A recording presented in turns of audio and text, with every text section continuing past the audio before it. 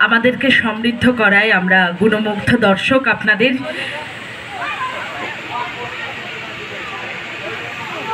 তার চেম্বারটি সামলেও বিভিন্ন মঞ্চে কিন্তু খুব সুনিপুণভাবে সুরের সাথে অনেক রকমের গান আমাদেরকে উপহার দিয়েছেন।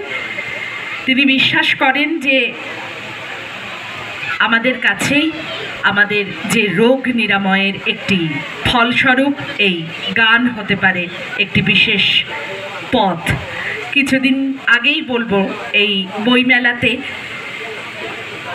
বর্ণালী মৈত্র, অধ্যাপিকা বর্ণালী মৈত্রের একটি আলোচনা সভা হয়েছিল। সেখানে গানই শুশ্রূষা এই কথাটি আমাদের জন্য হৃদয় গেঁথে রয়েছে। সেই জায়গা থেকে একজন সুচিকিৎসক এইভাবে গানে, কথায়, লেখনীতে আমাদেরকে সমৃদ্ধ করেন, তার জন্য রইল আমাদের অন্তর থেকে কৃতজ্ঞতা।